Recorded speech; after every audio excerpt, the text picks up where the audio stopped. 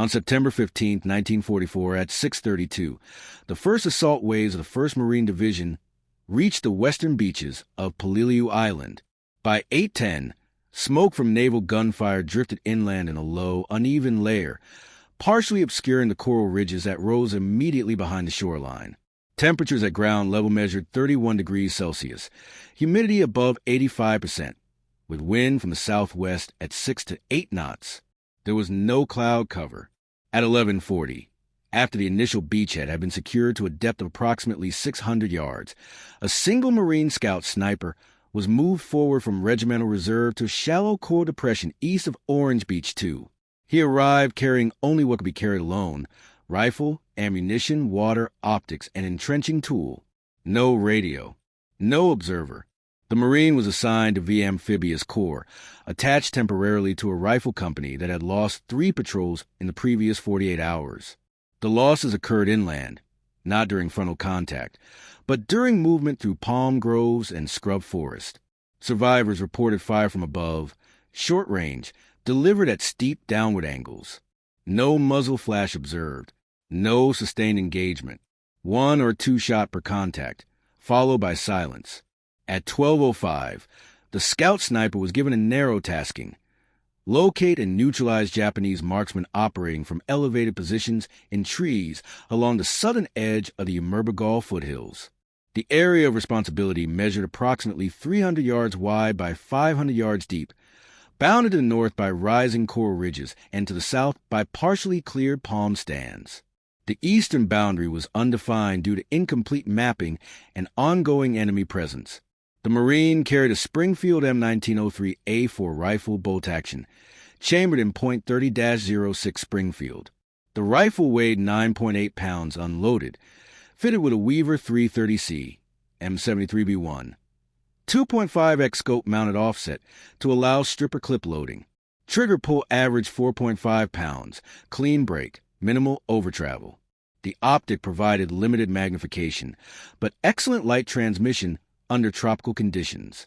Ammunition consisted of M2 ball, 150 grain full metal jacket, muzzle velocity approximately 2,800 feet per second from the 24-inch barrel. At ranges under 300 yards, penetration was sufficient to defeat light cover in human tissue, but unreliable against dense hardwood trunks. The Marine carried 40 rounds, distributed in clips and loose rounds in canvas pouches.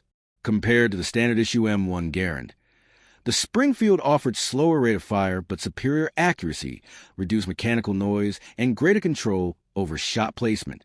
In this environment, concealment and first shot lethality outweighed volume of fire. At 12:22, the Marine began moving alone, heading north-northeast, bearing 018 degrees, using shallow shell craters and low coral outcropping for cover. Vegetation density increased sharply beyond 150 yards from the beach. Palm trees range from 30 to 60 feet in height, with trunks averaging 18 to 24 inches in diameter.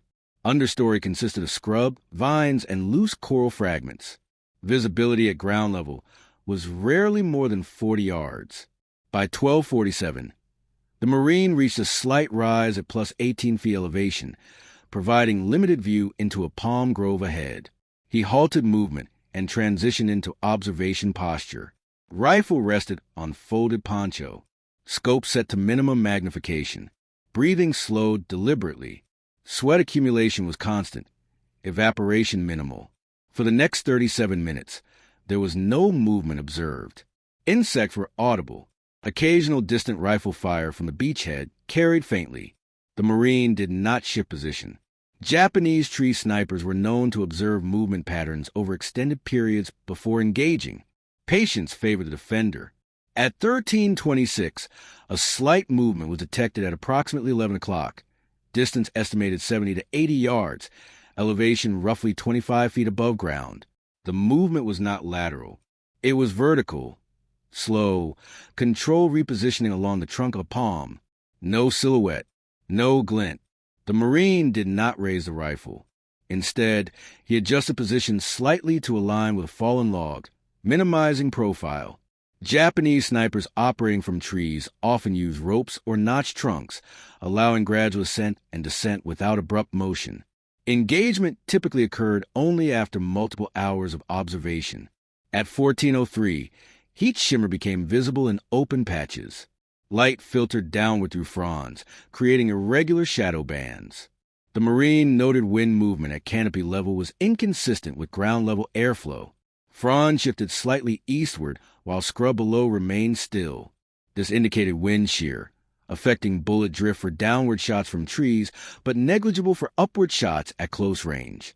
At 14:19, a U.S. Marine patrol crossed the southern edge of the grove, moving west to east, spacing approximately 5 yards, rifles at low ready.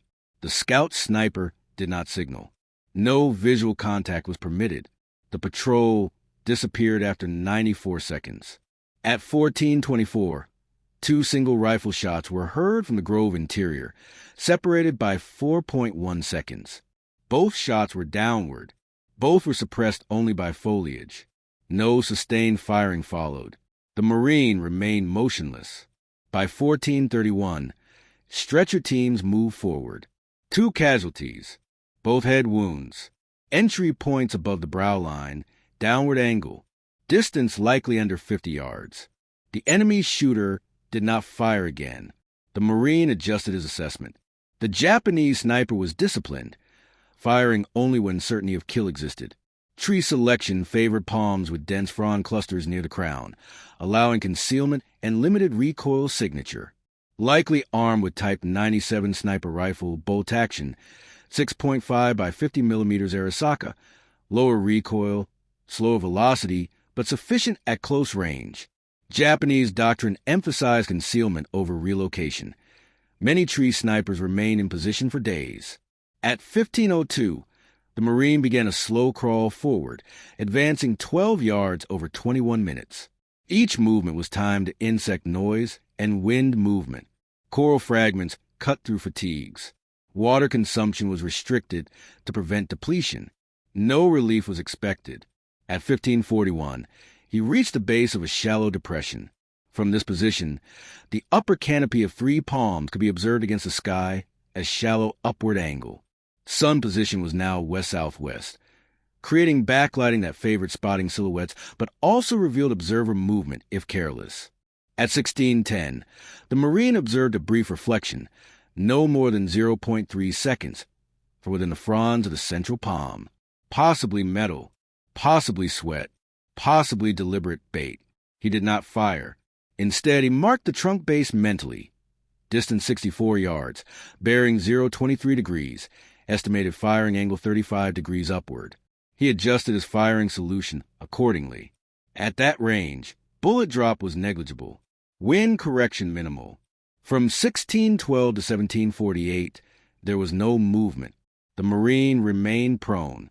Fatigue accumulated in the lower back and neck. Muscles trembled slightly but were controlled.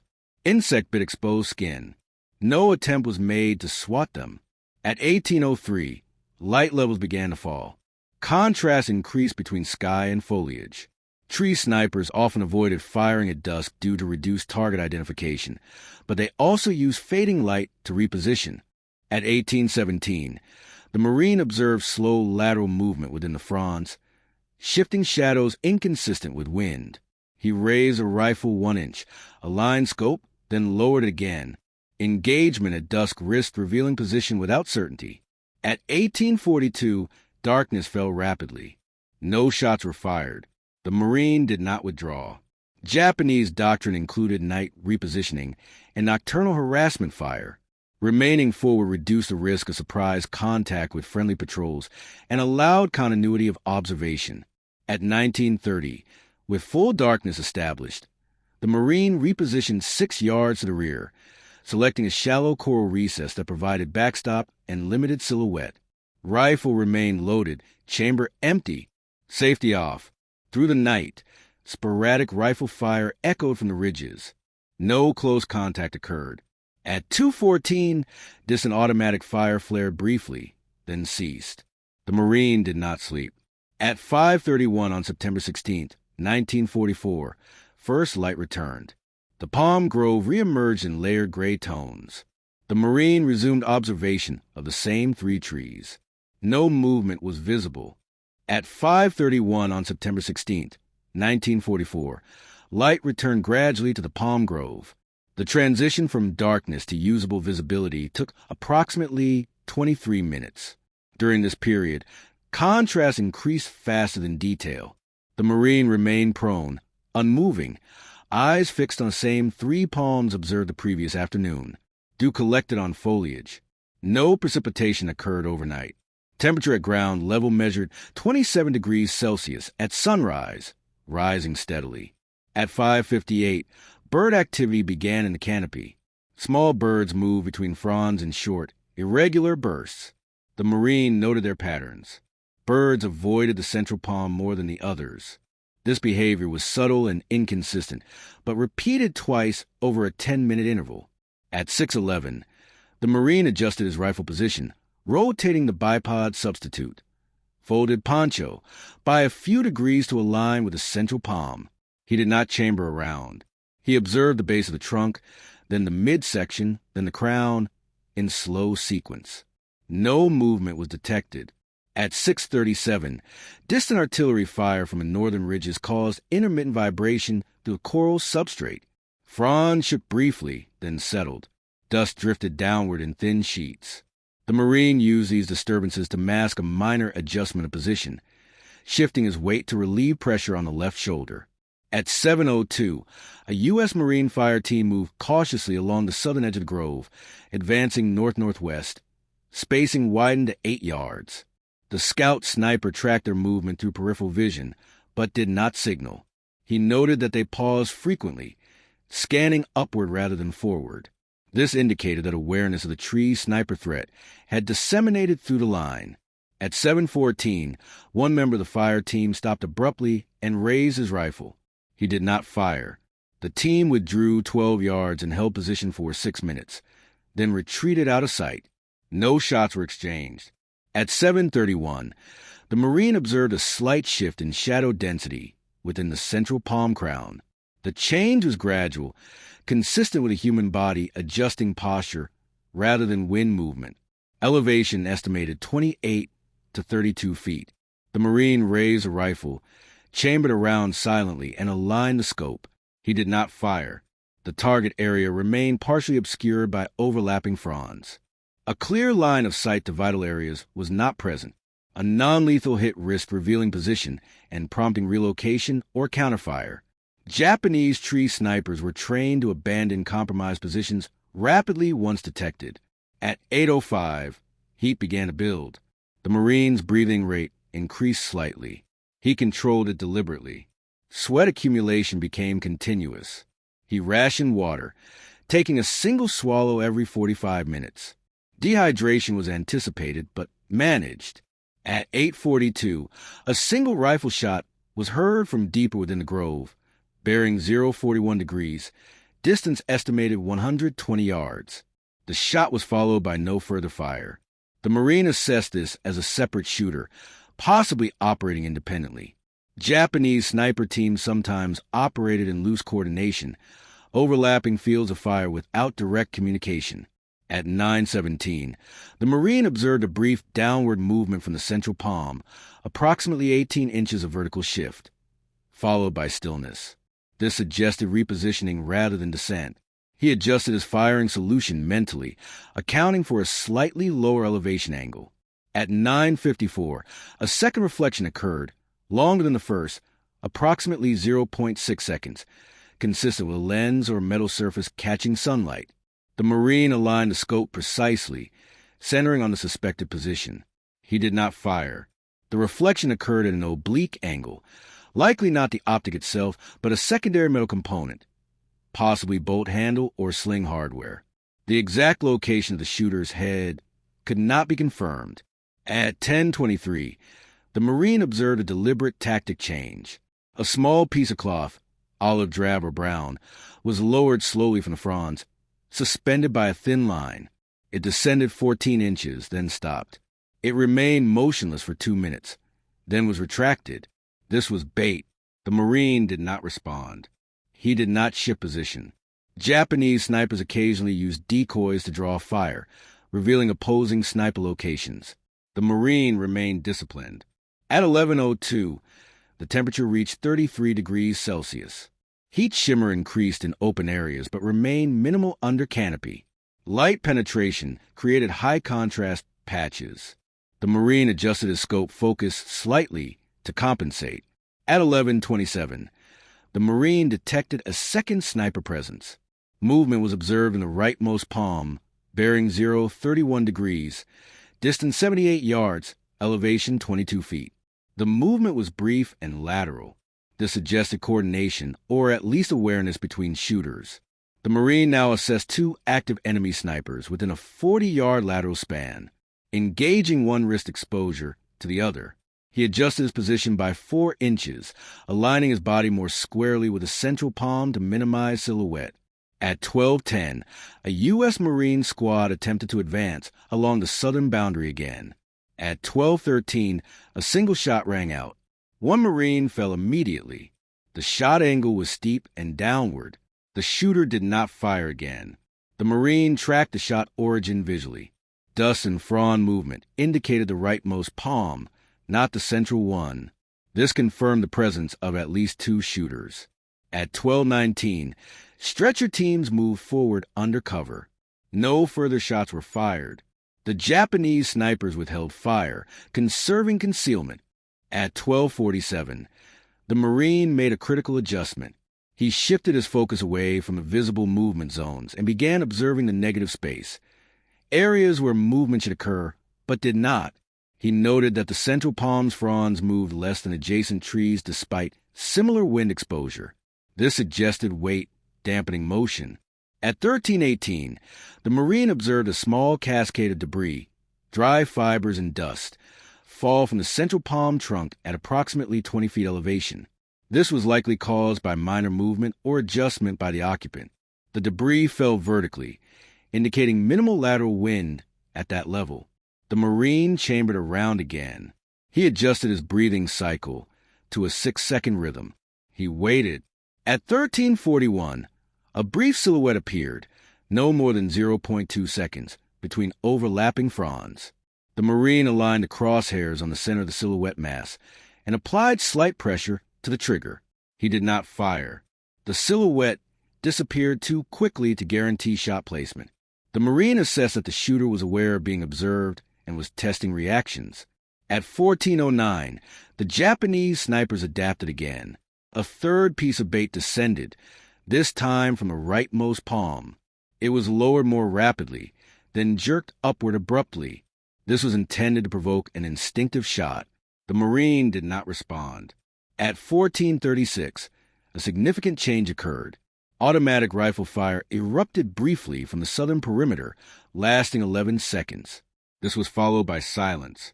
The Marine assessed this as a probing action by friendly forces, possibly intended to flush the snipers. At 14:48, the rightmost palm occupant fired 2 rapid shots downward, separated by 1.3 seconds. One Marine was hit. The shooter then relocated within the tree, movement visible as fronds shook briefly. This deviation from single-shot discipline indicated increased pressure or urgency. At 15:02, the Marine reassessed priorities. The rightmost shooter was more active and less disciplined. Neutralizing that shooter first would reduce immediate threat to advancing units. However, the central shooter remained the more concealed and potentially more dangerous opponent. The Marine adjusted his position again, crawling 9 inches forward to gain a slightly improved angle on the rightmost palm. Coral fragments scraped softly. He paused for 3 minutes before resuming observation. At 15:31, he observed a clear target window in the rightmost palm, a gap between fronds exposing a shoulder and upper torso at 22 feet elevation, distance 78 yards. Angle 31 degrees upward. Wind negligible. The Marine aligned the scope. Trigger pressure increased. He did not fire. The target window closed before a clean shot could be taken. At 16:04, light level began to shift again as the sun moved westward. Backlighting increased. The Marine recognized that dusk would again favor repositioning by the enemy. At 16:37, both palms remained quiet. No bait was deployed. No shots were fired. At 17:12, the Marine observed a subtle but critical change. The central palm occupant began a slow descent, approximately 6 inches over 4 minutes, then stopped. This was not repositioning within the crown. This was preparation for movement. The Marine adjusted his firing solution accordingly. Lower elevation, slightly increased risk of trunk obstruction. At 17:39, the Marine made a decision to remain through dusk again. Withdrawal risked losing contact. Engagement at low light was dangerous, but potentially decisive if the shooter attempted to relocate. At 18:02, light faded rapidly. Contrast increased. The Marine maintained focus on the central palm. At 18:11, the central palm occupant shifted again, this time laterally. The movement was more pronounced. Fronds parted briefly.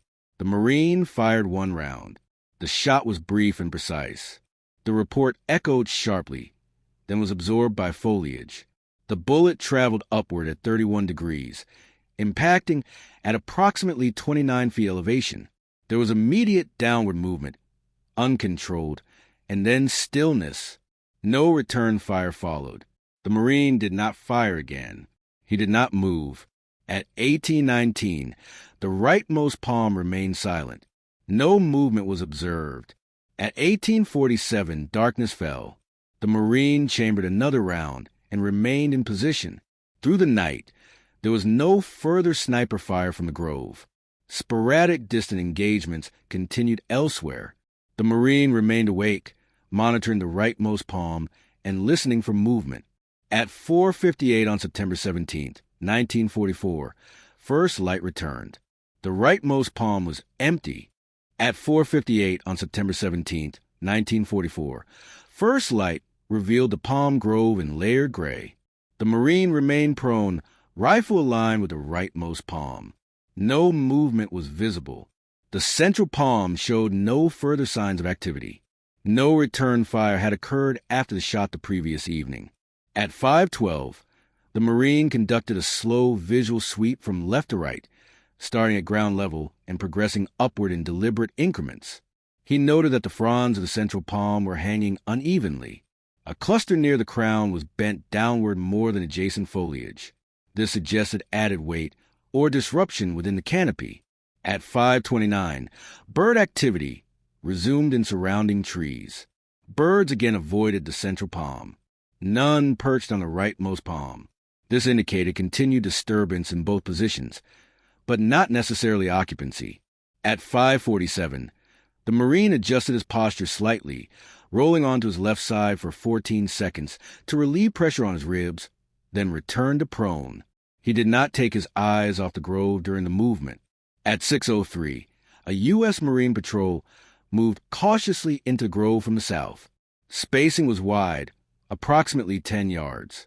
Rifles were raised. Movement was slow and deliberate. The Marine tracked their progress through peripheral vision only. At 6:11, one patrol member halted and pointed upward toward the central palm. Another Marine raised his rifle. No shots were fired. At 6:18, a body fell from the central palm, descending vertically and striking the ground after approximately 1.8 seconds. The impact produced a dull sound, partially absorbed by foliage and soil. The body did not move afterward. The patrol withdrew immediately, dragging the body partially into cover. No shots were fired. The rightmost palm remained quiet. At 6:32, the Marine observed a new movement pattern. Fronds in the rightmost palm shook briefly, then settled. This movement was more pronounced than wind disturbance. The Marine raised a rifle and aligned the scope. At 6:41, a single rifle shot rang out from the rightmost palm, directed downward toward the patrol's withdrawal route. The shot missed. The shooter did not fire again. The Marine now had confirmation that the second sniper remained active and had relocated during the night, likely descending and reascending to a different position within the same tree or a neighboring one. At 6:58, the Marine began a slow crawl to the east, advancing 7 yards over 26 minutes. The movement was masked by intermittent artillery fire from the northern ridges. His goal was to achieve a slightly oblique angle on the rightmost palm, reducing trunk obstruction. At 7:31, he reached a shallow coral ridge at plus 21 feet elevation, providing a marginally improved line of sight into the palm crown.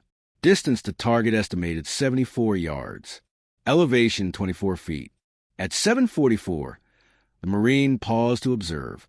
He noted that the rightmost palm's fronds moved irregularly, suggesting intermittent contact with a human body. He did not observe any bait deployment. At 8:02, the Marine observed a brief exposure of the shooter's upper torso, approximately 0.4 seconds. As the individual shifted position, the Marine aligned the crosshairs on the center of the exposed mass. He did not fire. The exposure was too brief, and the angle risked a glancing hit through foliage. At 8:27, heat began to rise again. The Marine's fatigue increased. He noted mild tremor in his left hand and compensated by adjusting grip pressure and breathing cadence. At 8:49, the Japanese sniper changed tactics. A single shot was fired deliberately downward toward an empty section of ground, approximately 30 yards south of Palm. The shot appeared intended to provoke movement or draw attention. The Marine did not respond. At 9:14, a second shot followed, again directed toward empty ground. This time, the Marine observed the muzzle blast indirectly as a brief displacement of fronds. This allowed him to refine the shooter's position to within 18 inches. At 9:22, the Marine adjusted his firing solution. He accounted for slight upward angle, negligible wind, and potential deflection through thin fronds. He waited.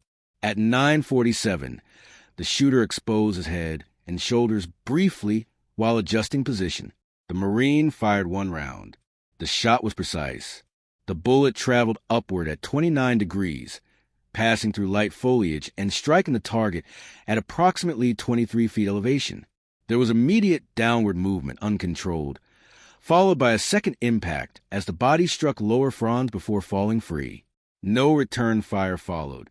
At 9:51, the Marine chambered another round and remained in position. He did not move. At 10:08, a U.S. Marine patrol re-entered the grove cautiously. They approached the rightmost palm. No shots were fired. At 10:21, the patrol confirmed a second Japanese sniper neutralized. The body was left in place temporarily due to ongoing fire elsewhere. At 10:34, the Marine remained in observation posture. He did not withdraw. Japanese sniper doctrines sometimes included overlapping coverage beyond two individuals. The absence of fire did not guarantee clearance.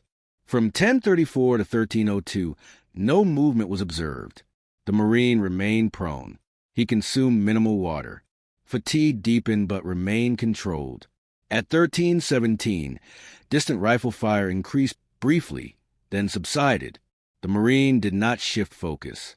At 14:06, the Marine observed a new movement in a palm farther east, bearing 052 degrees, distance approximately 140 yards. The movement was subtle and vertical. This suggested a third sniper, previously undetected. At 14:19, a single shot rang out from that direction, striking a Marine near the southern perimeter. The shooter did not fire again. The Marine assessed that Japanese forces were rotating personnel into previously compromised areas, adapting to losses by increasing dispersion. At 14:33, the Marine began a slow repositioning eastward, advancing 11 yards over 38 minutes, using coral ridges and fallen debris for cover. His goal was to maintain pressure on the new shooter before patterns could be established.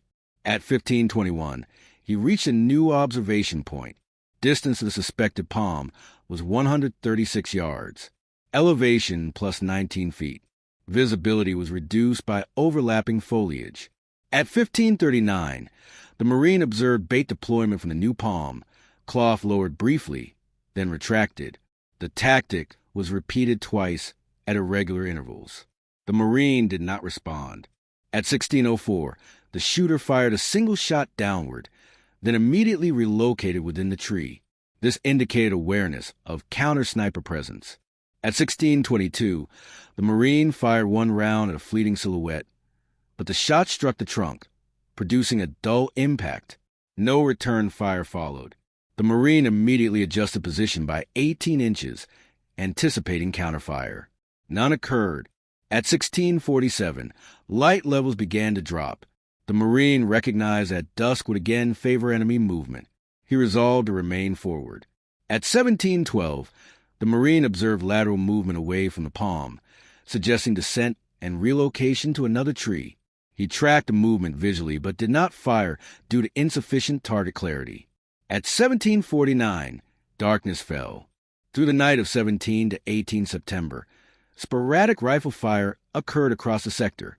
No shots originated from the immediate grove. The Marine remained awake, alternating between observation and controlled microrests lasting 30 to 45 seconds, never fully disengaging. At 5:02 on September 18, 1944, first light returned. The palm at bearing 052 degrees was empty. The threat had shifted again. At 5:02 on September 18, 1944, first light revealed no immediate movement in the eastern palms. The Marine remained prone at his observation point, rifle aligned toward the last known direction of activity. The absence of visible targets did not indicate absence of threat. Japanese sniper doctrine emphasized relocation after compromise, often positions already reconnoitered in advance. At 5:21, bird activity resumed unevenly across the grove. The Marine noted that birds avoided a cluster of palms farther inland, bearing 061 degrees, distance approximately 190 yards. This area had not previously shown activity. The Marine adjusted his scope focus and began systematic observation. At 5:44, a U.S. Marine squad advanced cautiously along the southern boundary, moving north in short bounds. Spacing was increased to 12 yards. Movement was deliberate. The Marine tracked their progress but did not signal. At 5:57, a single rifle shot rang out from the inland cluster, downward and steep. One Marine fell immediately. The shooter did not fire again. The Marine refined a bearing to 064 degrees. Elevation estimated 30 to 35 feet. Distance 180 to 200 yards. This range approached the upper effective limit for precise upward fire with the Springfield and 2.5x optic under foliage. At 6:09, the Marine began repositioning. He crawled northeast, advancing 18 yards over 42 minutes, using shallow coral folds and fallen trunks for cover. Movement was masked by intermittent artillery fire from the Umurbrogol ridges. At 6:53, he reached a slight rise at plus 27 feet elevation, improving his angle into the inland palms. Visibility remained limited by dense fronds. He paused to observe. At 7:11, the Marine observed subtle vertical movement in the target palm, slow descent followed by stillness. This suggested repositioning within the tree rather than relocation. The Marine adjusted his firing solution accordingly. At 7:28, the shooter deployed bait. A strip of cloth lowered 10 inches, then retracted. The Marine did not respond. At 7:46, a second shot was fired downward, striking empty ground near a fallen log. The Marine observed frond displacement and briefly glimpsed a shoulder silhouette. He did not fire. The angle was poor, and foliage interference was significant. A missed shot would compromise his position at extended range. At 8:14, heat increased steadily. The Marine's fatigue deepened. He noted mild cramping in his right calf and adjusted posture to alleviate it without shifting position. At 8:37, the Marine observed a coordinated tactic change.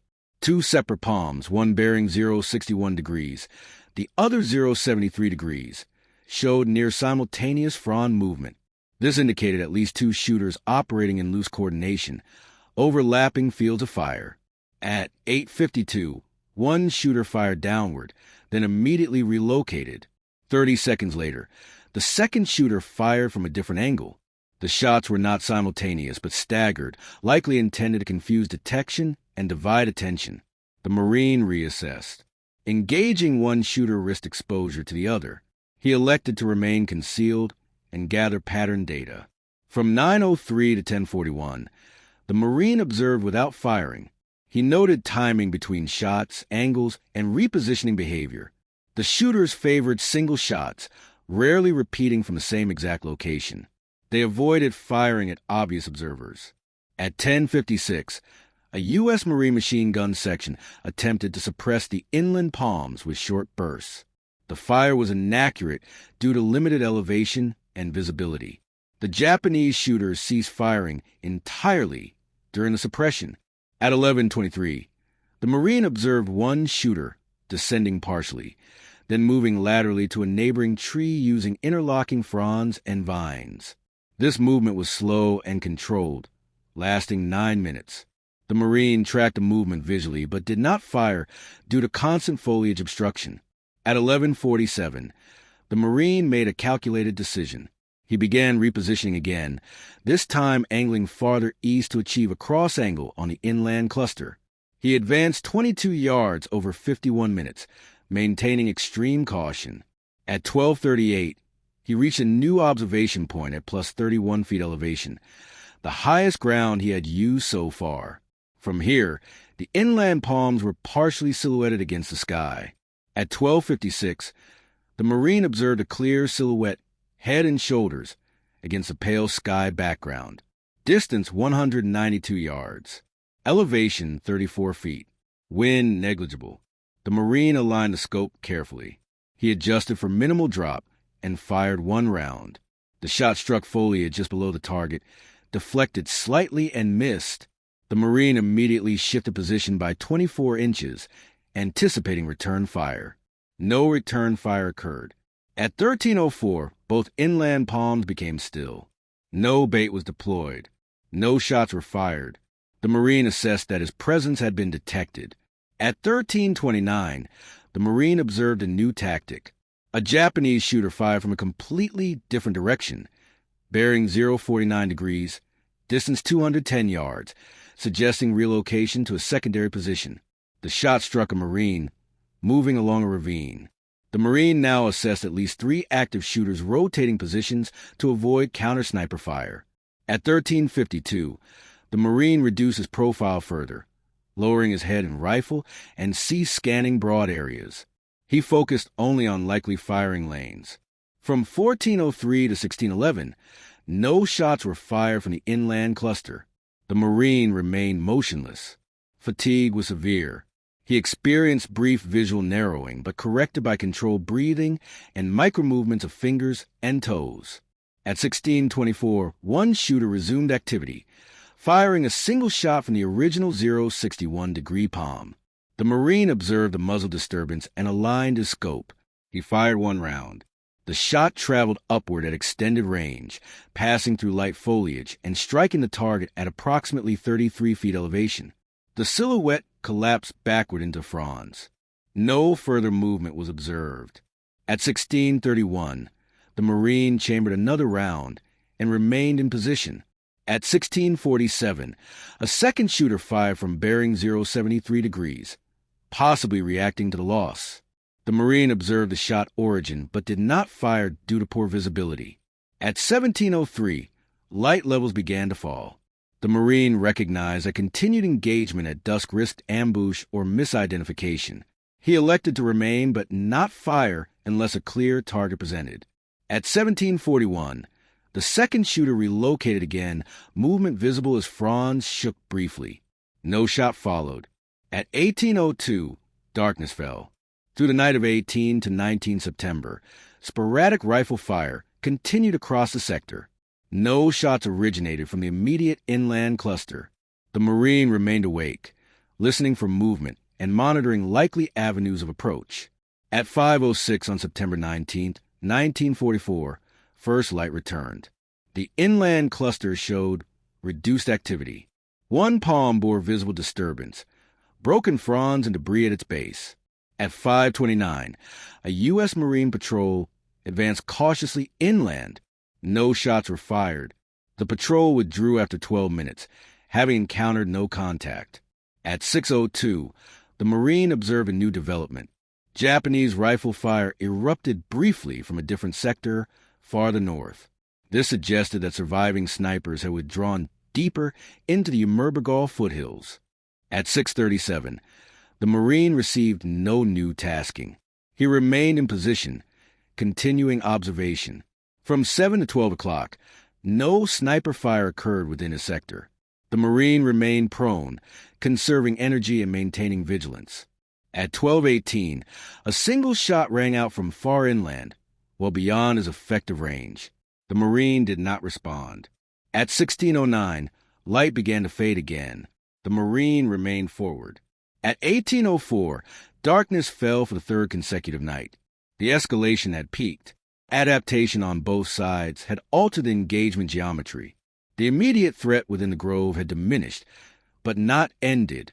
At 5:04 on September 20th, 1944, first light revealed a sector that appeared outwardly unchanged. The palm groves were intact. The coral ridges remained scarred by artillery.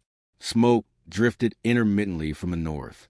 No movement was visible in the inland cluster that had been active the previous 2 days. The Marine remained prone at his last observation position. He had not withdrawn during the night. His body temperature was elevated. Dehydration was progressing, but controlled. He had consumed less than half of his remaining water. At 5:21, bird activity resumed unevenly.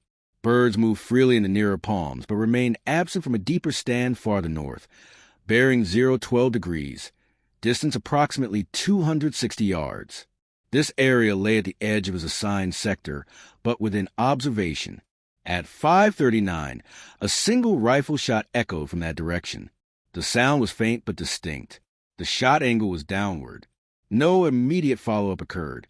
The Marine assessed that surviving Japanese snipers had shifted deeper into the broken terrain at the southern approaches to the Umurbrogol ridges, exploiting elevation, broken coral faces, and denser canopy. Tree sniping was no longer confined to palms, but integrated with ridge concealment. At 5:52, the Marine began repositioning northward for the first time since arrival. He advanced 14 yards over 33 minutes, moving along a shallow coral depression that provided partial cover from the ridgeline. Movement was slow, deliberate, and timed to distant artillery fire. At 6:25, he halted at plus 34 feet elevation, the highest ground he had yet occupied. From this position, he could observe a sloping grove transitioning into jagged coral and scrub. Visibility was limited but improved compared to lower ground. At 6:41, a U.S. Marine platoon attempted to move laterally across the southern slope of the ridges. At 6:44, 2 shots rang out in rapid succession. Both were downward, originating from different elevations. One Marine fell. The second shot missed. The Marine tracked the shot origins visually. One came from a low tree on the slope, approximately 18 feet elevation, bearing 009 degrees, distance 240 yards. The other originated higher, possibly from behind coral outcrop rather than a tree. The Japanese had adapted again. Tree sniping was now integrated with terrain sniping, overlapping vertical and horizontal angles. At 6:58, the Marine adjusted his observation priority. He focused on transition zones where foliage met coral, areas where shooters could alternate between tree and ground positions. At 7:17, he observed movement at the base of a low tree, slow ascent using a vine. The movement was deliberate, controlled, and partially obscured. Elevation increased from ground level to approximately 12 feet over 6 minutes. At 7:29, the Marine chambered around. Distance 238 yards. Elevation 12 feet. Angle shallow. Wind negligible. He did not fire. The target was partially masked by coral and foliage. A missed shot at this range would reveal position without guarantee of effect. At 7:54, a second shooter fired from higher ground, striking coral near the advancing platoon. The Marine noted that the shooters were alternating fire to disrupt movement rather than achieve immediate kills. At 8:12, the Marine observed bait deployment again, this time improvised. A helmet was raised briefly above coral, then lowered. This was intended to provoke fire from Marine positions. The Marine did not respond. At 8:37, the Marine detected a critical pattern. The lower elevation shooter repeatedly ascended the same tree after each shot, using the same vine and branch sequence. This created a predictable vertical lane. At 9:03, the shooter fired again from that tree, downward toward a Marine attempting to move wounded personnel. The shooter remained exposed for 0.7 seconds, longer than previous engagements. The Marine fired one round.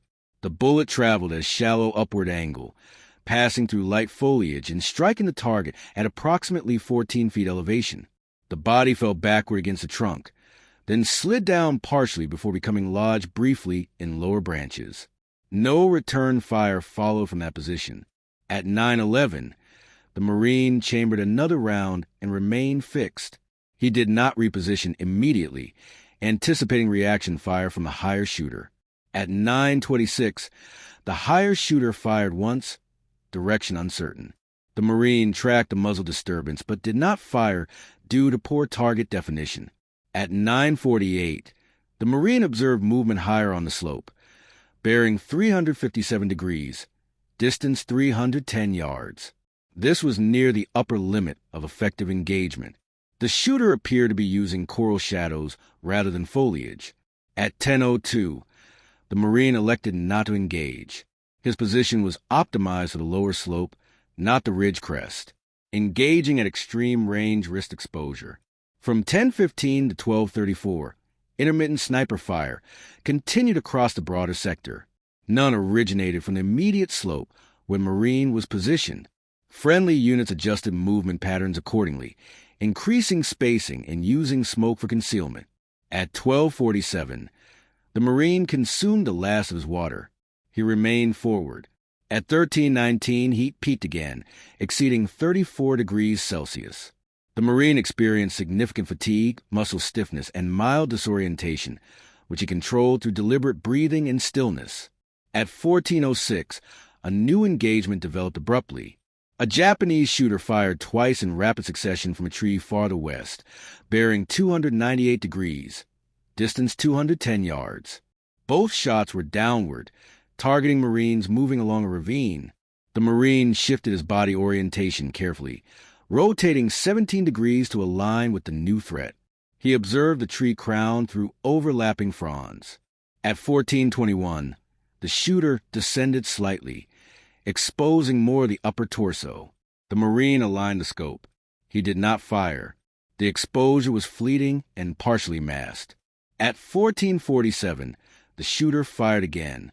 This time, the Marine observed a clear muzzle disturbance and brief silhouette. He fired one round. The shot struck the target at approximately 26 feet elevation. The body fell free, striking coral and coming to rest downslope. No further shots followed from that position. At 15:02, the Marine remained motionless. He did not withdraw.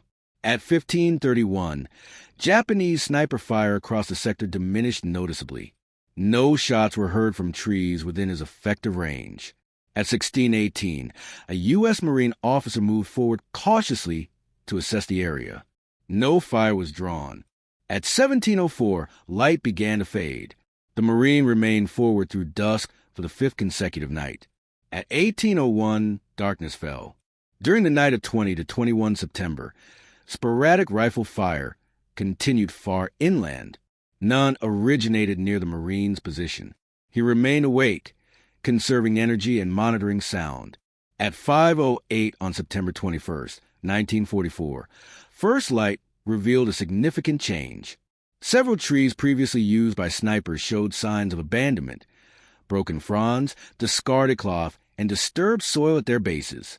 At 5:42, a U.S. Marine patrol advanced deeper than previous days without drawing fire. Movement was cautious but continuous.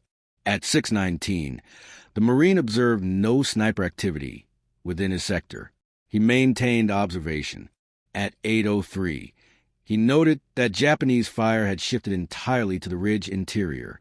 The tree sniper threat along the southern foothills had been neutralized or withdrawn. The decisive period had ended not with a single engagement, but with cumulative pressure, adaptation, and attrition. At 8:03 on September 21st, 1944, the Marine remained prone at his observation point, despite the absence of immediate sniper fire. The reduction in contact did not signify safety. Japanese forces on Peleliu had repeatedly demonstrated the ability to suspend activity for extended periods before resuming under altered conditions.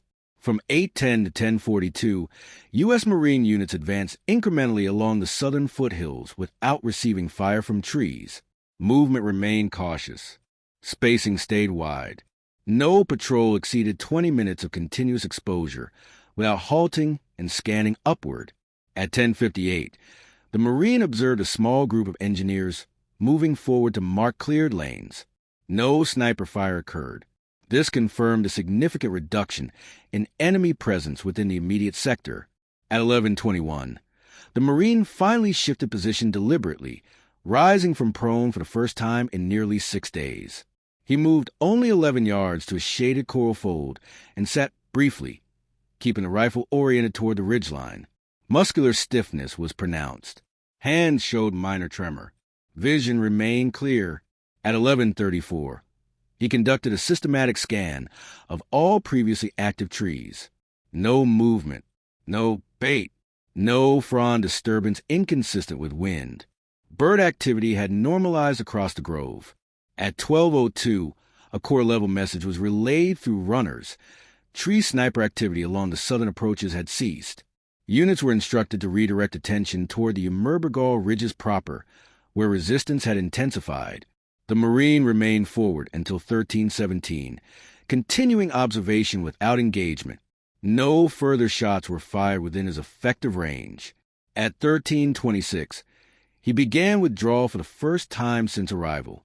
Movement was slow, deliberate, and staggered. He advanced 34 yards over 52 minutes, using the same routes previously employed for infiltration to avoid exposing new patterns. At 14:21, he reached a temporary collection point behind the forward rifle line. A corpsman conducted a brief assessment. Dehydration was noted. No wounds were present. The Marine declined immediate evacuation. At 15:04, the Marine was reassigned to regimental reserve. His rifle was inspected. Barrel temperature was normal. Optic remained intact. Total rounds expended during the operation, 7. At 16:18, reports from multiple companies confirmed that tree sniper casualties had dropped sharply since September 19th. No further patrols were wiped out in the sector. Japanese fire had shifted almost entirely to ground-based positions integrated into coral ridges and caves. From 21 to September 23rd, the Marine remained in reserve. He did not return to forward observation.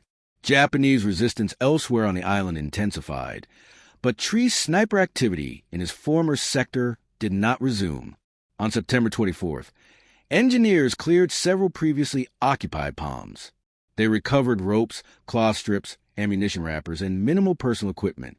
Bodies were recovered where possible.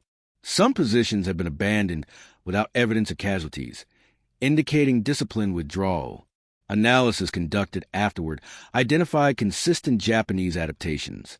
Initial reliance on static palm positions. Transition to baiting and decoy techniques. Rotation of shooters after compromise. Integration of tree and terrain sniping. Final withdrawal once counter-sniper pressure made sustained concealment untenable. The Marines' actions contributed to a measurable shift in enemy behavior. The change was not sudden. It occurred over days, driven by accumulated risk rather than a single decisive engagement.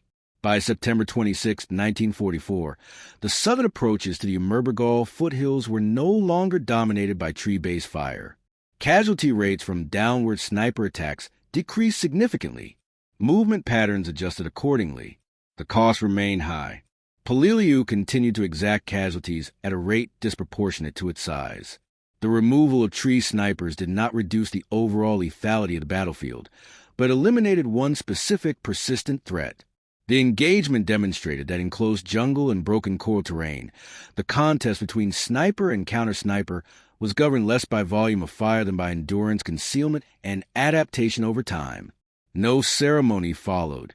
No immediate recognition was issued. The Marines' role concluded without formal notation beyond routine after-action summaries. What changed was tactical reality.